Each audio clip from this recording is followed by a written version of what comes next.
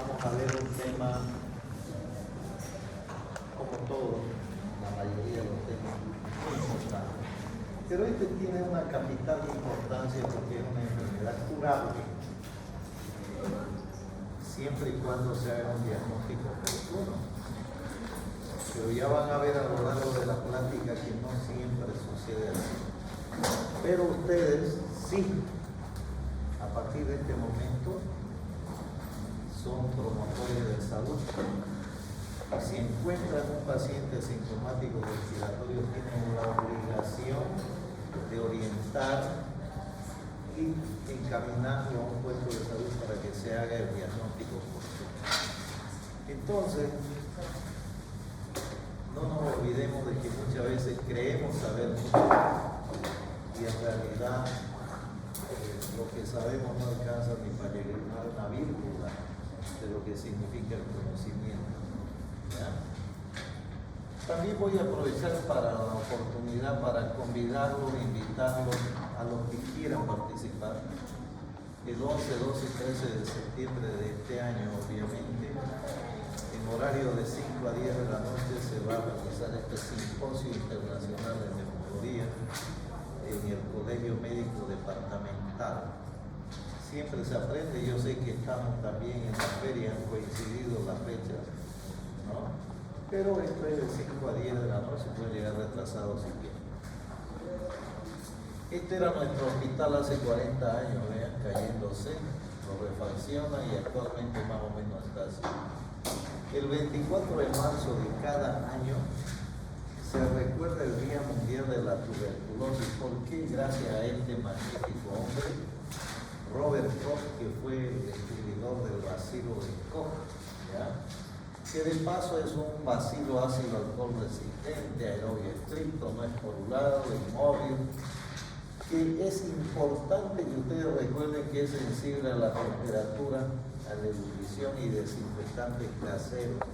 Entonces, es una enfermedad curable, pero la mayoría de las veces, como el tratamiento es un poco prolongado y la falta de simpatía y de empatía, sobre todo del personal médico, paramédico, hace que los pacientes muchas veces no acaban su tratamiento. Entonces, la OMS la define a la tuberculosis como una enfermedad infecciosa, contagiosa, curable y social. ¿Ya? Es de notificación obligatoria. Entonces, hoy día ustedes se acaban de transformar en notificadores obligatorios de la tuberculosis. ¿Ya? Entonces, quiero que ustedes recuerden esto. Vean este camposanto.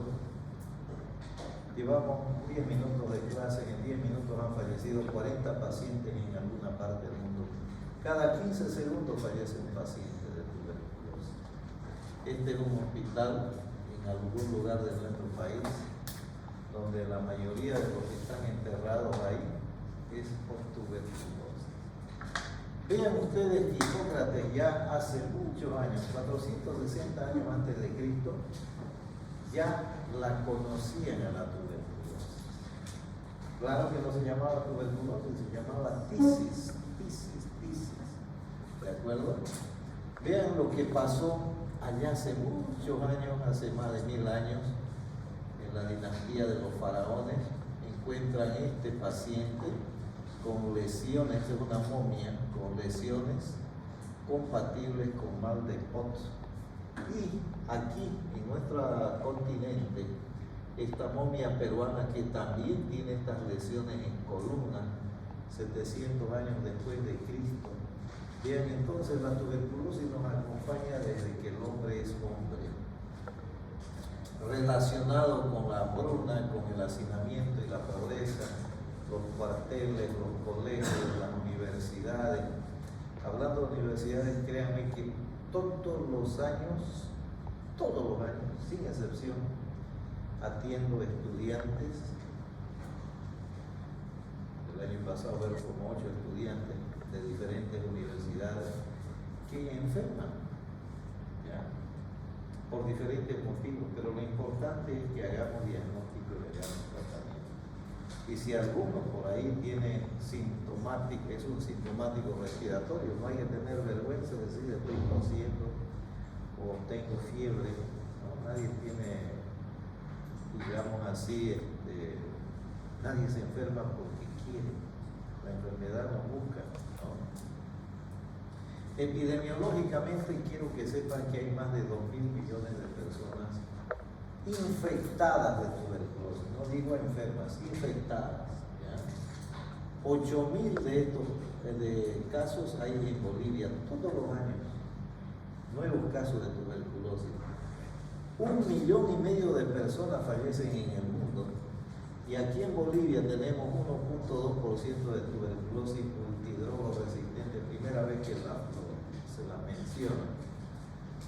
50% son fuentes de contagio y el 95% provienen de pacientes con renta baja, o sea, del tercer mundo. Esta diapositiva tiene 24 años de edad, pero tiene una importancia muy sui generis. Vean lo que dice aquí: multidrogoresistencia primaria.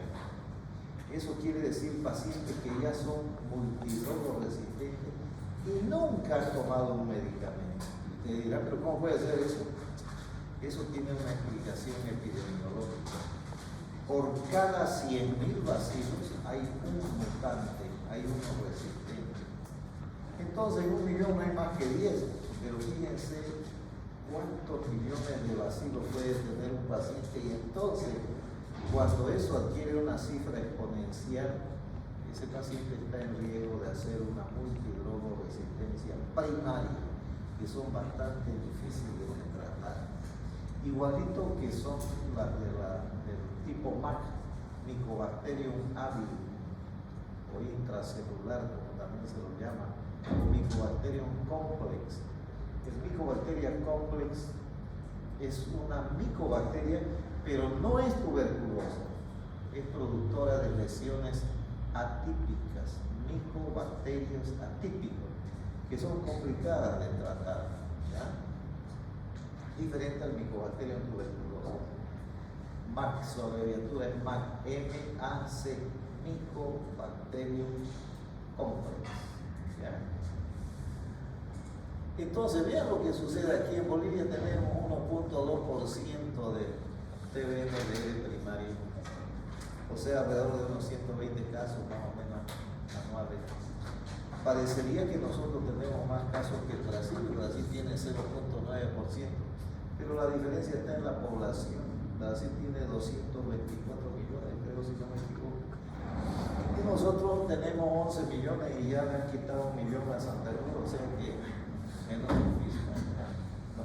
A ver, éramos 4 millones y pico y ahora somos 3 millones. Terrible, ¿no? Bueno. Etiológicamente, entonces el complejo Mycobacterium tuberculosis está conformado por el Mycobacterium hominis en un 98%, y el africano bovis y microti el otro 2%. Eso es lo que se llama Mycobacterium complejo tuberculosis o complejo Mycobacterium tuberculosis. ¿Ya? Entonces, es importante que sepan de que se tiñe con la tinción de Zierl-Nielsen y que se lo puede cultivar, ¿ya?, en el medio de Bastet o también en el cultivo de Lowenstein-Jensen en un tiempo de 6 semanas. El cultivo de Lowenstein-Jensen es el único que verdaderamente nos da el 100% de sensibilidad y especificidad. Presten atención en esto que es la fisiopatología. Traten de atenderlo porque no lo van a encontrar en ningún libro. Yo creí de que la fisiopatología teníamos que simplificarla, por eso es que se me ocurrió hacer este esquema, este mapa conceptual. Vean, aquí está el bacilo Mycobacterium tuberculosis. ¿Por dónde entra? Por la vía aérea. ¿Ya?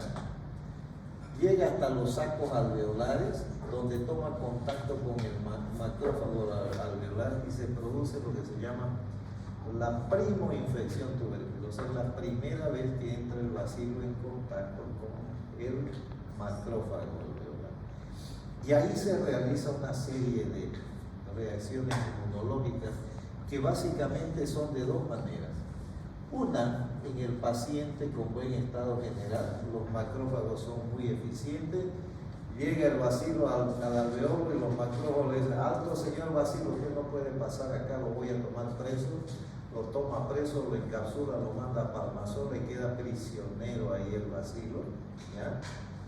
Y lo transforma en un bacilo durmiente. Ese bacilo durmiente generalmente migra hacia el sistema linfático, dentro del pulmón o en los ganglios linfáticos, en los vasos linfáticos, dando algo que se llama después complejo de Gauss, como van a ver ustedes, ¿ya? Entonces, ahí el paciente se infecta, pero no se enferma. ¿Por qué? Porque tiene un sistema inmunológico inmunocompetente. Inmunocompetente es la palabra correcta, la nomenclatura correcta. Inmunocompetente. Los pacientes que no son inmunocompetentes son pacientes inmunodeprimidos, como vamos a ver. El otro camino es que el bacilo entra en un paciente inmunodeprimido, en uno que no es inmunocompetente. ¿Cuáles son estos pacientes? Son los pacientes diabéticos, los pacientes desnutridos, los pacientes farmacodependientes, los pacientes que toman corticoides, los pacientes que toman medicamentos para tratar cáncer, ¿ya? Sobre todo los diabéticos, son pacientes inmunodeprimidos. En esto el bacilo entra, llega hasta entrar los macrófagos y se discute, se pelea, y la resistencia de los macrófagos es vencida, se produce la infección y luego se produce la enfermedad, dando lugar a lo que se llama, esto es el complejo de Gauss, donde van los bacilos que han sido en primera instancia, los pacientes inmunocompetentes han sido aislados y se transforman en bacilos durmientes, generalmente en los hígados pulmonares o también en los ganglios linfáticos. ¿De acuerdo? Observen aquí, yo tengo una radiografía donde se muestran ganglios linfáticos. Esos son, ¿qué cosas? Complejos de Gauss en realidad, ¿no? Se ven diferentes tipos de adenopatías. Fíjense aquí, eso es por reacción aquí al bacilo. Se pueden producir procesos de consolidación o bronconeumónico de tipo bacilar. Por eso es que ya van a ver los casos que yo les voy a mostrar más adelante. Muchas veces el médico se equivoca en esto. Otras veces la reacción es de tal manera que se produce lo que se llama tuberculosis miliar. Vean la montonera llenito de micronódulos. Estos pacientes con tuberculosis miliar con seguridad son inmunodeprimidos. ¿Ya? Entonces, hay diferentes formas de infección. Yo esta noche les voy a pasar, me vas a hacer acuerdo, ya ahora me llaman, para que yo les pase un paper de tuberculosis. Lo que yo tengo es eso, se lo van a leer, pero es que lo lean. ¿Ya? La tuberculosis de reactivación, la tuberculosis primaria progresiva, pero también la postprimaria y la de reinfección. ¿Cómo se clasifica? Esta es la clasificación que más se usa, tuberculosis pulmonar y extrapulmonar, pero también existe esta otra por su forma clínica, en aguda, subaguda y crónica, y también por su forma anatomopatológica, exudativas, gaseosas y productivas, y por su patogenia se la puede clasificar en tuberculosis primaria y postprimaria, ¿de acuerdo? Entonces, recuerden que la tuberculosis puede afectar cualquier órgano. Si comienzan en la cabeza van a tener tuberculosis meningea, cerebral, Seguimos ocular, nasofaringea, traqueal, bronquial, mediastinal, pulmonar, en abdomen, gastrointestinal, ¿no? En el varón, incluso tuberculosis prostática, en los huesos, tuberculosis ósea, en la piel, tuberculosis cutánea, en el corazón, tuberculosis pericárdica. No se escapa nada. ¿Ya? El cuadro clínico importante, vean esto, son los famosos síntomas sistémicos. ¿Cuáles son? Por ejemplo, la fiebre, la pérdida de peso, la sudoración. Cualquier paciente que tiene esa triada, uno debería, como estudiante de medicina y como médico general, ya pensar de que pudiera ser tuberculosis, aunque no sea, pero hay que pensar. Síntomas sistémicos, síntomas pulmonares, ¿recuerdan lo que pasamos la otra vez? Tos, expectoración, hemoptisis, disnea, cianosis, fiebre, dolor torácico, ronco, sibilancia, estrépito. En la tuberculosis puede haber uno o varios de estos signos clínicos, ¿de acuerdo? Y los pacientes asintomáticos. Estos pacientes asintomáticos son bastante peligrosos, diría yo. Hace unos 30 años yo trabajaba para una empresa petrolera, una multinacional, y una vez a la semana iba a hacer valoración para los pacientes que iban a ingresar a la empresa. Una vez me tocó atender a un señor que era ingeniero, pero con más ingeniero que sea, hay que hacer el examen y hay que hacer la valoración. Le hicimos los exámenes y él tenía una tuberculosis cristiana.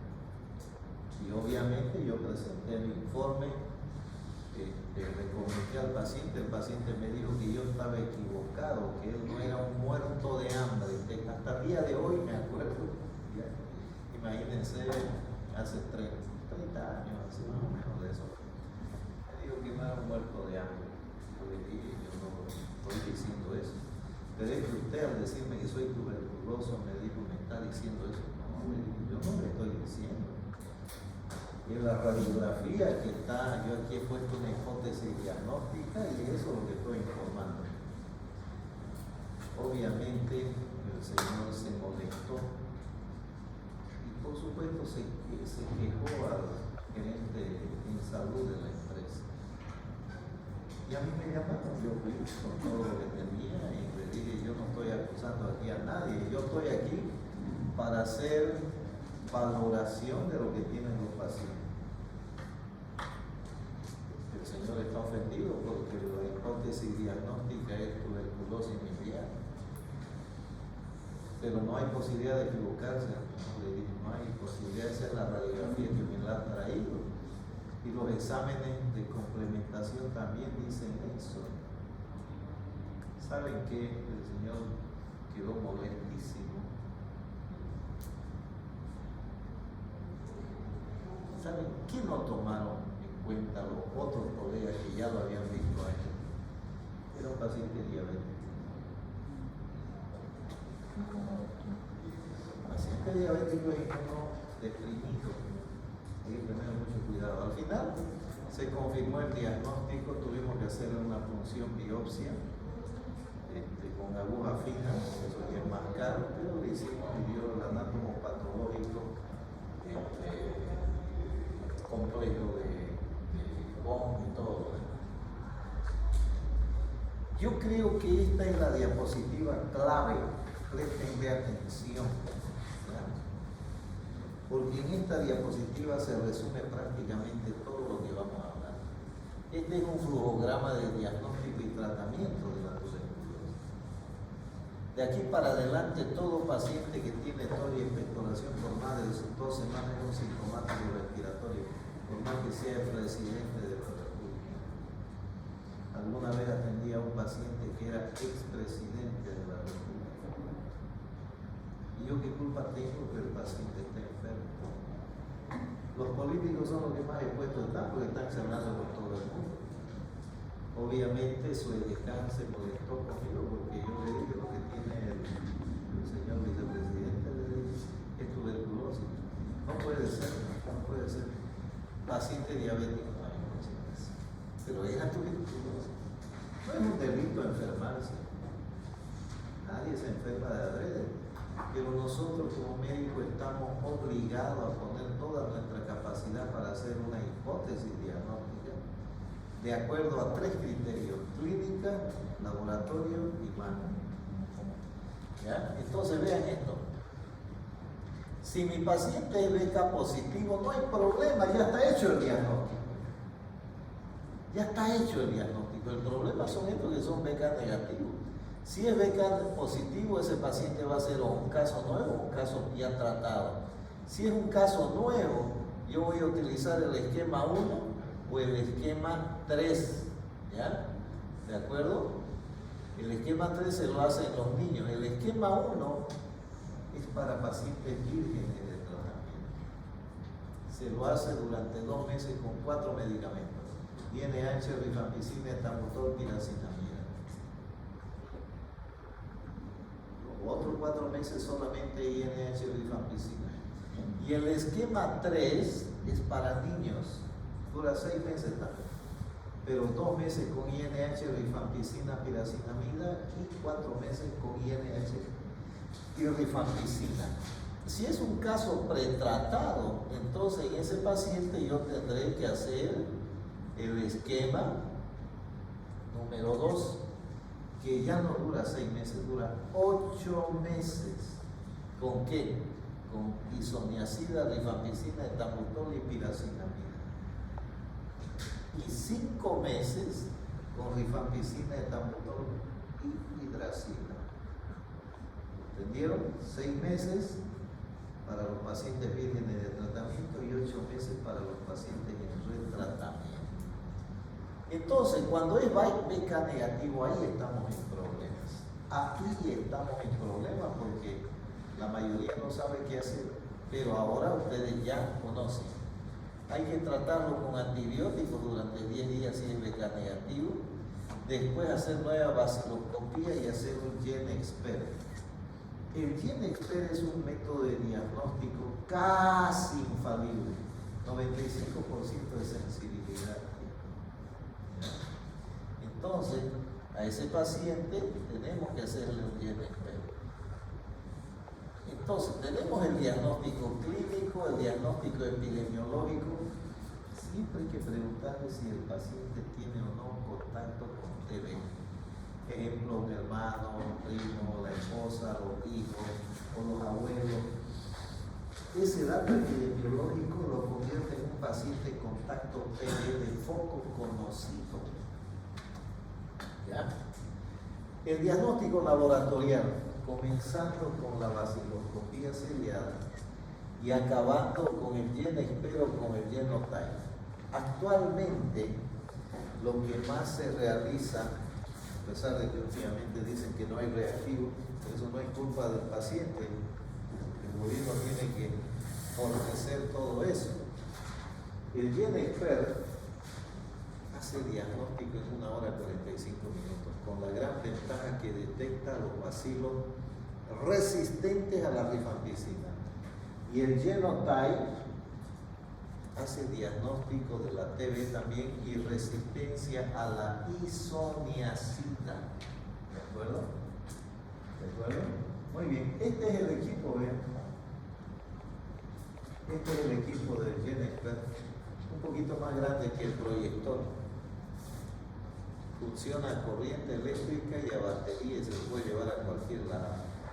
O sea que teóricamente no existiría ya la barrera de esperar durante 3 días la vaciloscopía. La vaciloscopía sale en menos de 1 hora, pero tiene un pequeño gran problema. Se debe hacer, se debe seguir haciendo. Tiene solamente 50% de sensibilidad y especificidad. El GenExpert tiene 95%. ¿Qué le hacen a ustedes? ¿Una vaciloscopía o un GenExpert? ¿Vieron? Qué fácil es el polvo. ¿No? Entonces, y este otro, vean, la sensibilidad es de 95%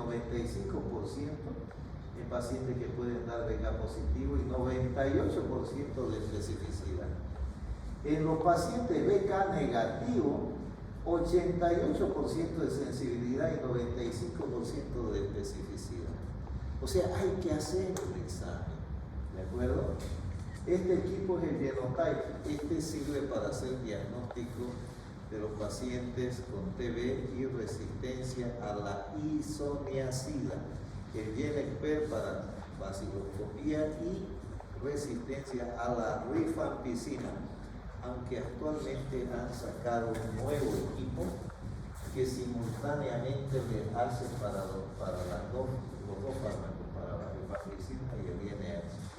Pero no ha llegado acá todavía.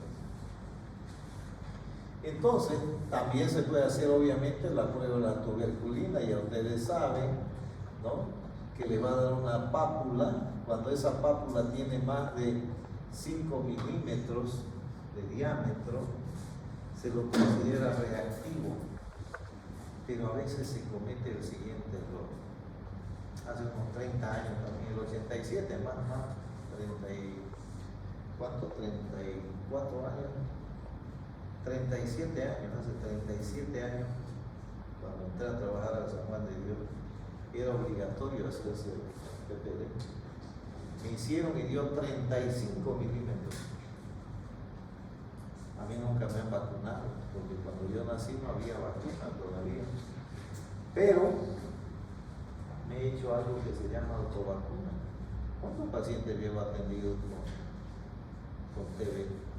Y recuerden, en el paciente inmunocompetente, el bacilo llega hasta los alveolos y lo toman preso y lo convierten en bacilo durmiente. Pero si yo me inmunodeprimo, si me hago diabético, si uso fármaco, soy fármaco dependiente, soy desnutrido, soy alcohólatra, etcétera, etcétera, etcétera, ¿no? Entonces sí se puede detectar esos vacilos. Entonces, como dio 35 milímetros, me llamó la jefe del laboratorio y me dice: doctor, usted tiene que urgente comenzar su tratamiento. ¿Para qué? Para tuberculosis. Yo no soy enfermo, yo soy infectado. No, me dijo que tiene que hacer. A ver, le dije: estimada doctora bioquímica, usted haga lo que tiene que hacer en su campo de laboratorio. Yo voy a hacer lo que tengo que hacer en el campo de la neumología. Imagínense, yo neumólogo no me van a decir qué es lo que tengo que hacer con neumología. Al final se molestó al principio, pero después ya tuvo la hidalguía de buscarme y decir: disculpe, yo estaba errado. El hecho de que sea reactivo no quiere decir que uno está enfermo, quiere decir que está infectado. ¿Ya? Aquí le hacemos a todito, fíjense en su hombro derecho, van a ver que tienen una cicatriz de ese. Mírense. Ahí está. ¿No? Y lo que no se nota es porque no han hecho una reacción, entonces hay que estar más pendientes todavía.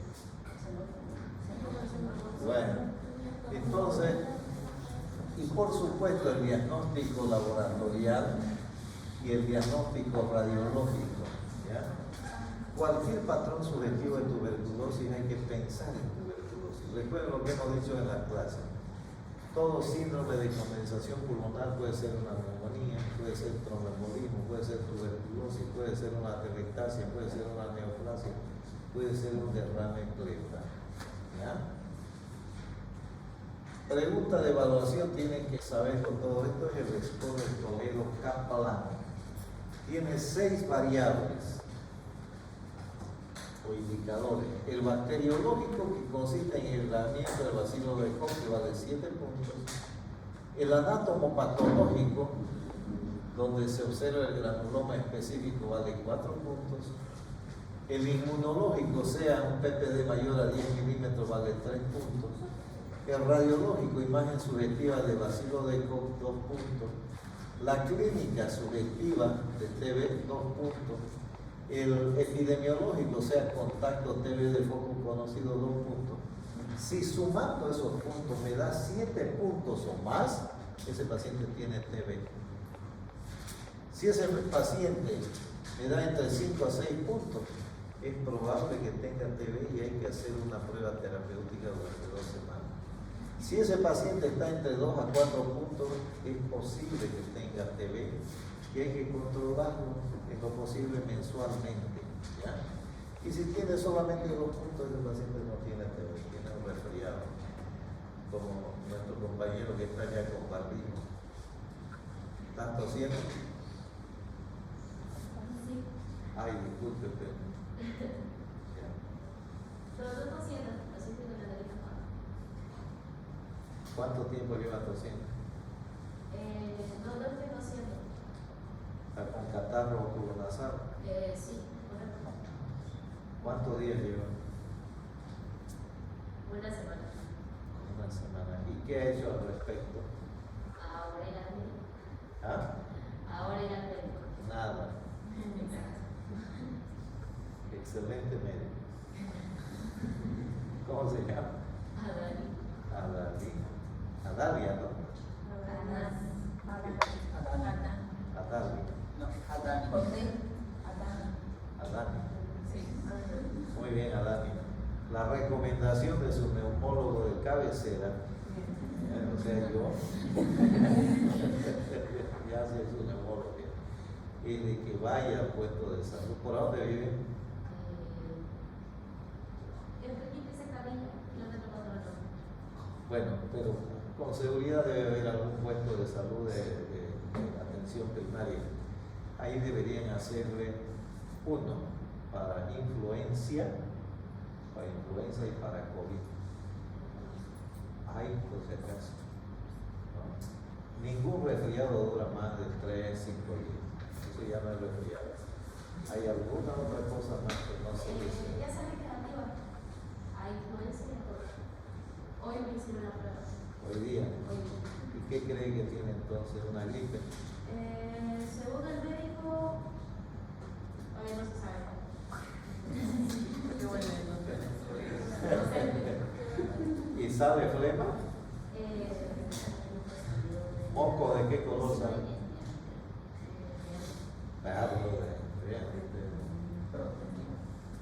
Yo le haría, por ejemplo, una radiografía de senos paranasales, una radiografía de tórax, le haría un hemograma, le haría un examen de esputo, un cultivo de esputo, un citograma de sangre, un hisopado faríngeo.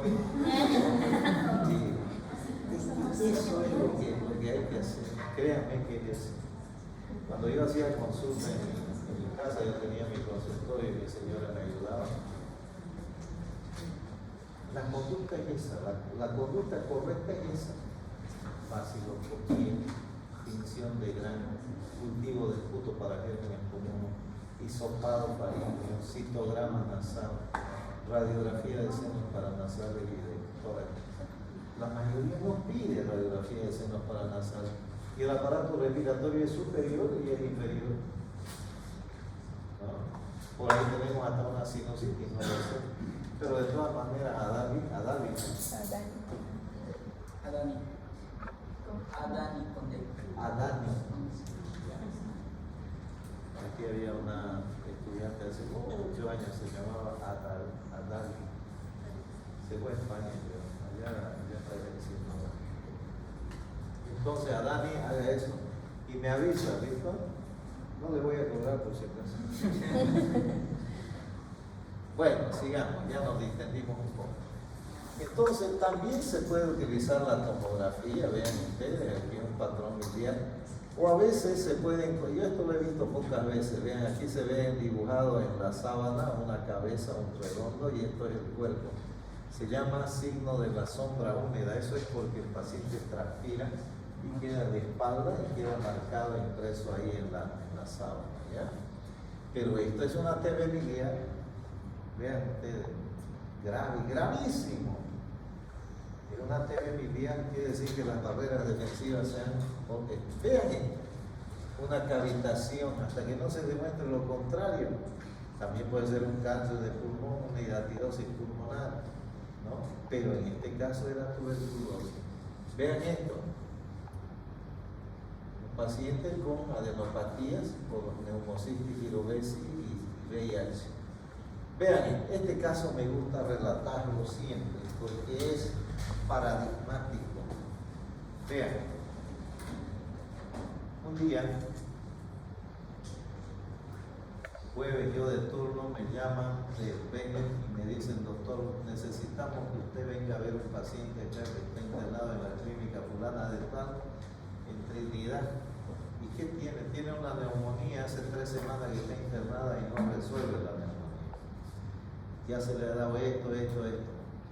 Querido, si en 3 días no mejoró ese paciente, 4 días, ¿cómo le van a dar 3 semanas de medicamento?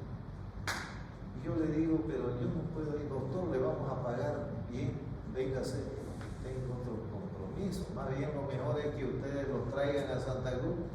¿Quién le hace pensar que si allá no han podido hacer diagnóstico, voy a ir allá y como por arte de magia voy a hacer el diagnóstico? Tráiganlo acá que tenemos mayores recursos. Bueno, al final me llaman y me dicen, doctor, vamos a llegar en la tarde, vaya a esperarlo con una ambulancia al Trompillo. Trompillo es el aeropuerto. Pues yo me voy al aeropuerto y el paciente había sido una paciente, una señora en esa época de unos 50 y tantos años. Subimos a la ambulancia, 3 semanas, 21, 22 días de tratamiento con antibióticos. La llevamos a una clínica particular, yo quise llevarla al hospital, no quiso, yo quiero una clínica particular. Ella había sido la dueña de la avioneta, pero peor que eso, había tenido más de 20.000 cabezas de ganado. ¿Cómo no me voy a atender la llama? Podía cobrar unas 1.000 cabezas de no, entonces, pero eso me pasó. Bueno, yo al ver que la paciente le habían hecho todas esas cosas, le hice una fibroscopía, le hice un aspirado bronquial. Más o menos a eso a las 3, 4 de la tarde. A las 5 de la tarde yo tenía el diagnóstico. Beca positivo. No pensaron en tuberculosis. Pero el doctor me dijo, ya tiene 4 baciloscopías negativas. Puede ser. Recuerden que la baciloscopía solamente da 50% de positividad. Y se olvidaron de otra gran variable, los colegas. ¿Saben cuál? La paciente era diabética. Y vean, yo le solicité esta radiografía y si ustedes ven aquí hay una imagen de condensación. Y aquí parece haber alguna cavitación. Le saqué una radiografía de perfil y vean, ahí está la cavitación. Y para comprobar mejor, sacarle foto, ya no hay problema. Está bien, este va a ser neumólogo. Vean, le hice una tomografía, vean, aquí está la cavitación. No se veía bien, ¿por qué? Porque está detrás del corazón. La tuvimos acá como unas 3 y pico semanas, unos 27 días, 25 días. Mejoró la paciente, le hicimos el esquema, todo eso. La tuberculosis. Por supuesto, ya hasta eso ya me había enterado que tenía más de 20.000 cabezas de ganado. Entonces, no, de comer lo normal, lo que dice el estatuto y el reglamento del colegio médico. Ni una cabeza más ni menos. Ni más ni menos, ni un ternero a más si quieren. Bueno, vean esto. ¿No? Fíjense, hay una telectasia del lóbulo superior derecho. ¿No? Hay que pensar en tuberculosis. Vean esto, hay que pensar en tuberculosis, sí o sí. ¿No? Vean esto otro. Este caso también fue bastante interesante. Un día jueves por la mañana, yo entrando a mi turno a las 8 de la mañana, 8:30 sería, me llaman de la emergencia urgente, doctor, hay un paciente que está en insuficiencia respiratoria. Yo le digo, pero ¿y tú verlo? Pero venga a verlo, doctor. Y a ver. Y la señora me dice, no, doctor, por favor, mi marido se muere, pues ahí tienda, pero aquí están los médicos ya atendiéndolo. Pero me han dicho que tiene que ser usted. Yo le digo, disculpe, señor, ¿y qué pasó? Anoche su marido estaba bien, sí, estaba bien. Se durmió bien, sí, doctor, estaba bien. Hemos despertado temprano, estaba bien. ¿Y qué pasó después? Bueno, después entró al baño y ahí en el baño fue que gritó. ¿Saben qué pasó? Se sentó en el trono donde uno es rey, ¿no ve? ¿O no es? Radio. Entonces él hizo esto. Se llama prueba de Valsalva con glotis cerrada. Eso tiene una explicación fisiopatológica. Aumentó la presión, hizo un neumotórax espontáneo. Paciente fumador. Eso pasa. Más bien que decía no se ha infartado, pero el corazón estaba aquí en el lado izquierdo. Vean este otro, un derrame. Vean, este paciente siempre lo muestro porque esto era una pericarditis. ¿Cómo sabe usted que es pericarditis? Pues que sé, pues, hombre, para eso he estudiado. No, es que es fácil, ahora ustedes lo van a saber ya. Le daban la vuelta a la radiografía, entonces se llama imagen con copa de champán. Fácil, ¿no? Sí, imagínense, digamos 50 ¿no? Entonces, vean esto. Una tuberculosis miliar, una tuberculosis ocular, una tuberculosis cerebral, una tuberculosis pulmonar. ¿No? Vean esto otro. ¿Quién duda que eso es tuberculosis? Terrible, ¿no? Vean esto. Paciente con TB. Vean esto. Paciente con TB. ¿Vean? Vean esto, un síndrome de destrucción pulmonar por tuberculosis, lo único sano es este pedacito del lóbulo inferior izquierdo. Vean esto, derrame pleural masivo, ojo, derrame pleural masivo. A este paciente lo habían drenado ya una vez, una segunda vez lo habían drenado, una tercera vez lo habían drenado. Cuando yo a mis manos era ya la cuarta vez que estaba con derrame pleural. La pregunta era por qué el colega no lo derivaba al neumólogo. ¿Saben por qué? Porque cada punción y extracción de líquido pues cobra. Pero no se trata de eso, queridos colegas. Cualquier paciente que tiene un derrame pleural que se rehace, eso se trata de una pleura hipersecretante. Hay que pensar en una actividad de tipo neoplasia. Lamentablemente en este caso tenía ¿qué cosa? Un mesotelioma maligno.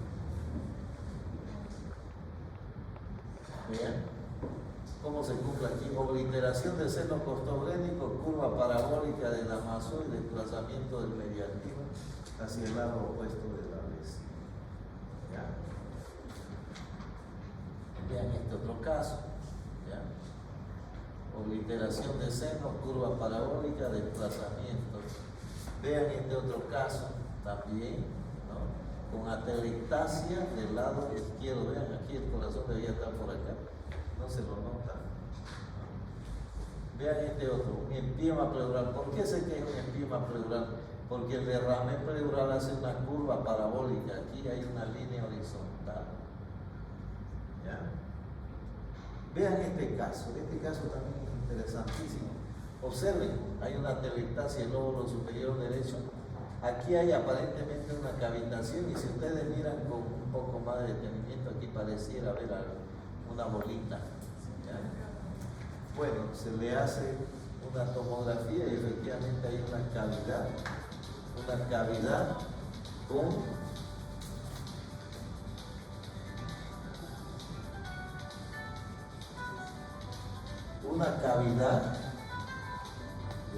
cavidad ahí.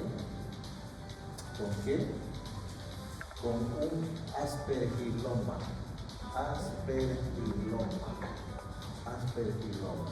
¿Ya? Aquí está, vean, el aspergillus fumigatus.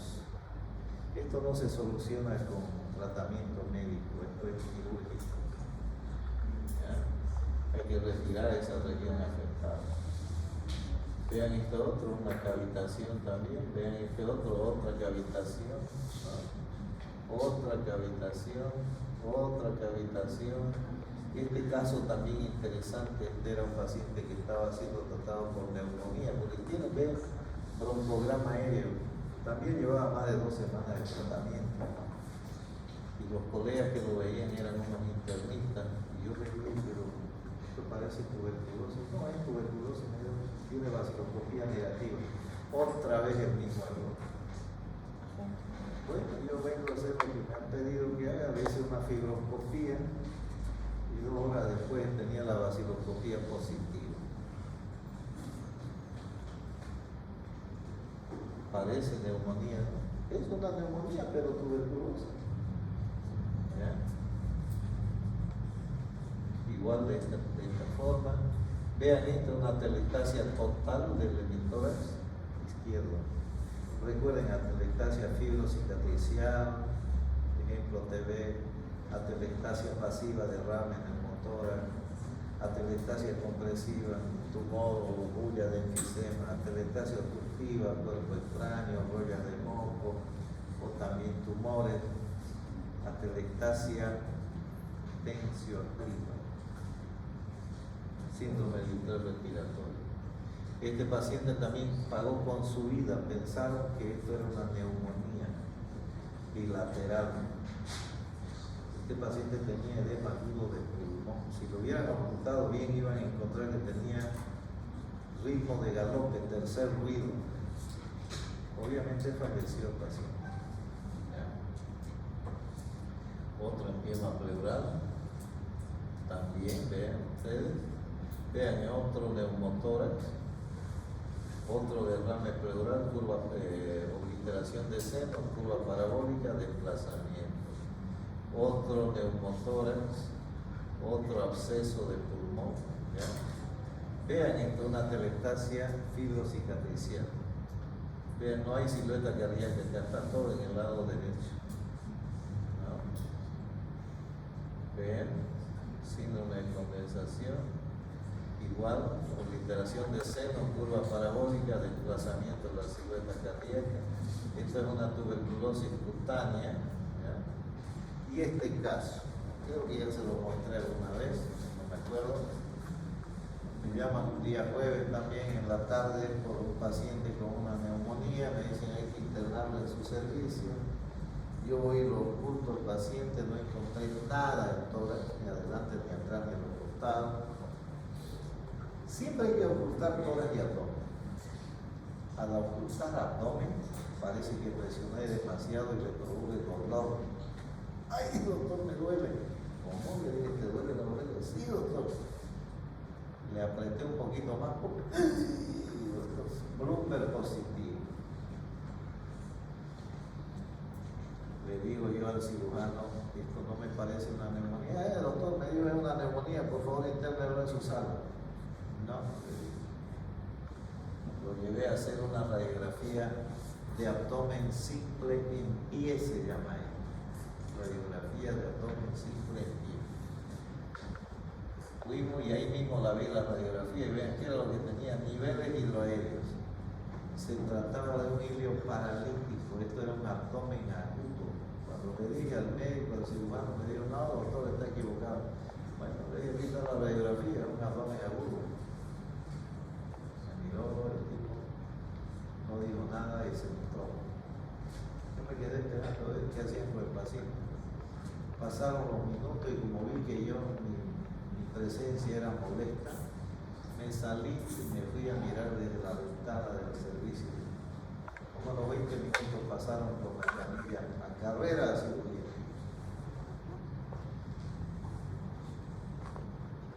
Yo esperé unos 10-15 minutos, me fui al quirófano también y entré justo cuando iban a abrir la barriguita. Lleno de contenido alimentar gástrico, abdomen. Era una peritonitis aguda por perforación de úlcera gástrica. Esa era la neumonía, vean ustedes. Bueno, ahora viene lo interesante de esto. Presten atención porque esto siempre les voy a preguntar. Ustedes tienen la obligación de aprenderme estos esquemas de tratamiento. Sí o sí me van a aprender. ¿De acuerdo? ¿Sí? Sí. ¿Seguro? Seguro. Bien, no tiene mucha convicción. Bueno, estos fármacos son los que se utilizan para el tratamiento de la tuberculosis. Aquí está incluida la streptomicina, a pesar de que ya no lo usamos, pero de todas maneras no está de más saber. Isoniazida, 5 miligramos por kilogramo de peso, dosis diaria 300, presentación 100. Rifampicina, 10 miligramos por kilogramo de peso, dosis diaria 600, presentación 300. Etambutol, 15 miligramos por kilogramo de peso, dosis diaria 1200, presentación 400. La streptomicina, 15 miligramos por kilogramo de peso, 750 miligramos dosis diaria, 1 gramo es la presentación. La piracinamida, 25 miligramos kilogramo de peso, dosis diaria 1500 y la presentación es 500 miligramos. Y de ahí salen los esquemas. El esquema 1, yo les sigo diciendo esquema 1 porque es más didáctico. ¿En quiénes se hace el esquema 1? En los pacientes vírgenes de tratamiento. ¿Cuánto tiempo dura? 6 meses. 2 meses con isoniazida, rifampicina, etambutol, piracinamida, a las dosis que ya les he comentado y que ustedes tienen la obligación de saber.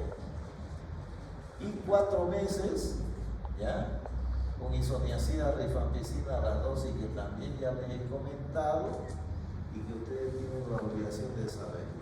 Fíjense de que aquí en el esquema, en la primera fase, se da piracinamida a 25 miligramos por kilogramo de peso.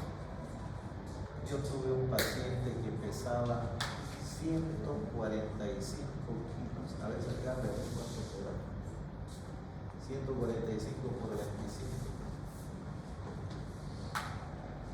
3.625. ¿Cuánto es? 3.625. 3.625. ¿Por qué hago esta salvedad? Porque muchas veces, o algunas veces, los colegas de periferia, los que trabajan en el primer nivel, esto me pasó varias veces, llega el paciente derivado del servicio como una rafa, reacción adversa a fármaco. Y uno cuando mira, yo dije mi paciente pesa 145 kilos y yo le apliqué la fórmula y da 25 miligramos por kilogramo de peso. No, señores, así pese una tonelada del paciente, hay que dar 1500 miligramos como dosis estándar.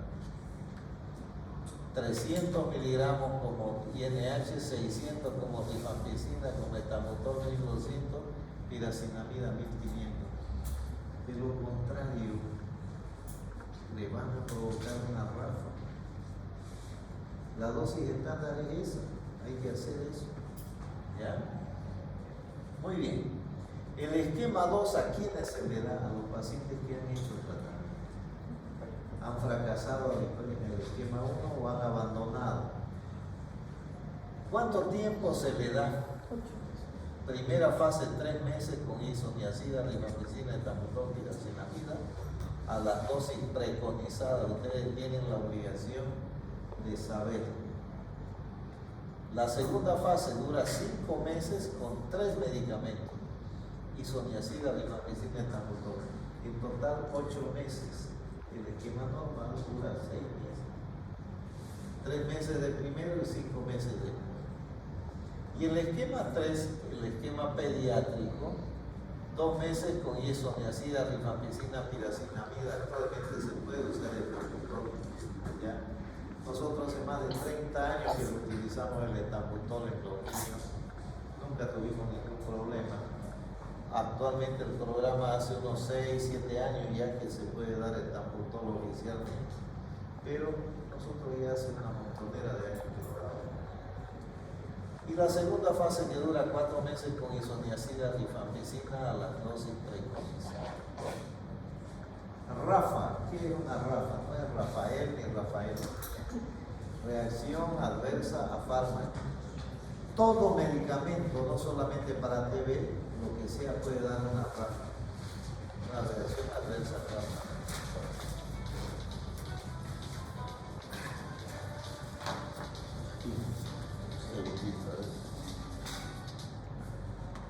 Hola. ¿Cómo le va? ¿Qué novedades?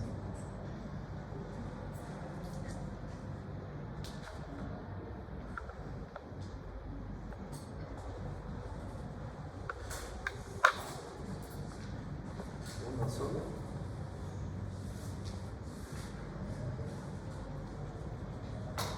¿A qué hora?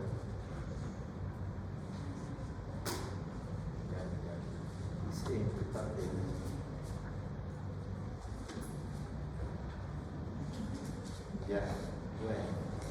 Ya, voy a ir, no me acuerdo bien de los cambios. Ya, bueno.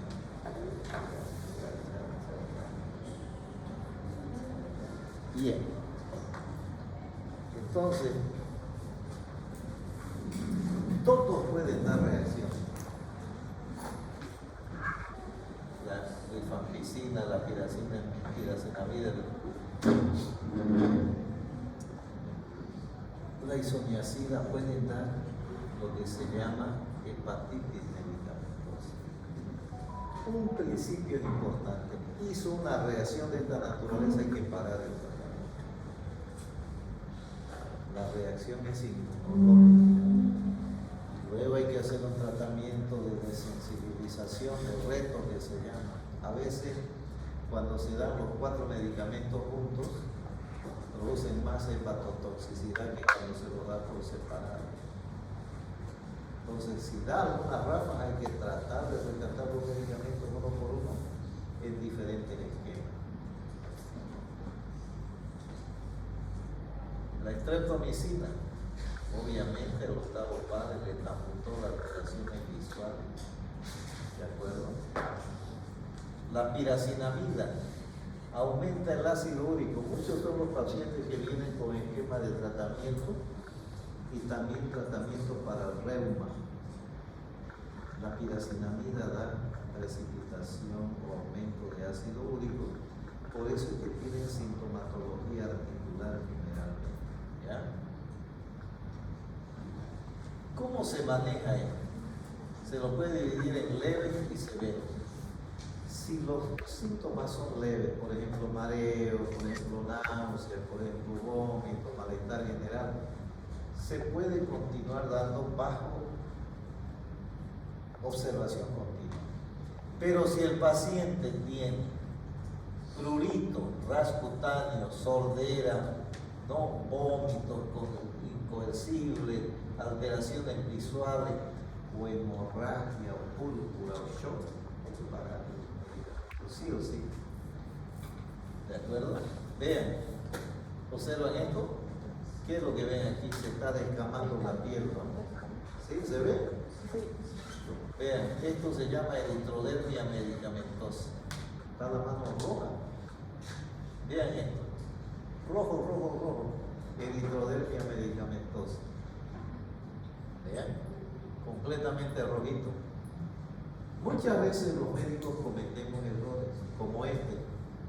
Así llegó la paciente, ¿ven? Esta es una paciente joven, haciendo tratamiento en el campo. El médico se iba de vacaciones por mes y medio y le dijo: doña Florinda, escúcheme, yo voy a salir de vacaciones, le voy a dar tratamiento para un mes y usted por nada del mundo va a dejar de tomar su medicamento. Y la paciente obediente siguió tomando todos los días hasta que a la semana comenzó con prurito, siguió tomando y comenzaron las ampollas, siguió tomando y quedó así. Error del médico. ¿Por qué? Porque esto se llama TOPS, quiere decir tratamiento directamente observado y supervisado. No se debe dar para 2, 3, 4 días, peor para un mes. Todos los días el médico tiene que darle su medicamento y observar qué tiene su paciente. ¿Ya? Por eso los pacientes con TB tienen que ir obligados al hospital y tomar delante del médico. Correcto, correctísimo. Todos los días menos los domingos. ¿Por qué no se toma los domingos? Descanso. Porque el vacilo descansa. ¿Sabe qué pasa? Es por la adherencia al tratamiento. Sí. Es por la adherencia al tratamiento. ¿Ya? Tuvo más de un año internada en nuestro servicio y vean cómo se fue de alta. No todo el mundo tiene esa suerte como este paciente. ¿Vean? Llegó así, con una ráfaga grave, Steven Johnson, un síndrome de hielo. Tuvo 2 días internado, llegaron sus familiares y pidieron alta solicitado, porque uno de los familiares dijo: lo que pasa es que a mi pariente le han hecho un mal puesto, lo han embrujado, le han hecho una brujería. y se lo llevaron al pastor. Y yo le digo, ¿por qué se lo llevan? Y es que la única forma de que él cure es hacerlo nacer de nuevo. Ah, la mierda. Y ahora, ¿cómo lo hacemos nacer de nuevo? ¿Saben cómo había sido la costumbre? Una vaca. Matan una vaca, le sacan las tripas, la barriga, todo eso, y lo meten adentro de la vaca al paciente y lo hacen nacer de nuevo. Obviamente eso está mal porque el paciente volvió así, peor todavía, y no aguantó y falleció. Entonces, esto podía haberse mejorado, no digo salvado, pero mejorado sí la podíamos usar, porque era muy grave, esto parece un gran quemado, ¿no? Pero es así. Bien, también se puede presentar en la boca, en los pies. Bueno, ¿cuál es el próximo reto? La tuberculosis multidrogo resistente y XDR. XDR quiere decir extensivamente drogo resistente. ¿Qué es una TBMDR? Una resistente a los fármacos de primera línea, y la XDR a los de primera y segunda línea. Esto se debe tratar solamente en centros especializados. ¿De acuerdo? Actualmente la OMS dice que hay más de 50 millones de personas infectadas por bacillus. Esta diapositiva es de hace más de 10 años, ahora hay de todo. Entonces cada médico debería saber de que podemos fracasar en el tratamiento porque muchas veces nos olvidamos de seguir la norma. ¿De acuerdo? Ya, hay que hacerlo.